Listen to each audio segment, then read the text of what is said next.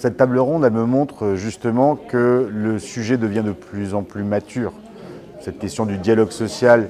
et du digital commence vraiment à prendre corps et à devenir un vrai centre d'intérêt. Parce que si tout le monde, de plus en plus, a conscience qu'il se passe quelque chose d'un point de vue technologique,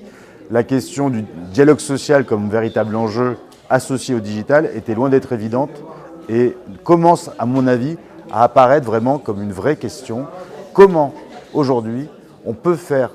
du dialogue social un petit peu différemment, mais surtout sur les transformations digitales telles qu'elles modifient le travail, telles qu'elles modifient les stratégies d'entreprise et les conditions globales de collaboration dans l'entreprise. Donc je pense qu'il y a une forme de maturation que votre événement reflète. On n'est pas au bout du chemin. Il y a des réflexions qui émergent justement sur cette idée qu'on est face à quelque chose d'assez incertain, d'assez ambigu sur l'ampleur des transformations, mais tous les acteurs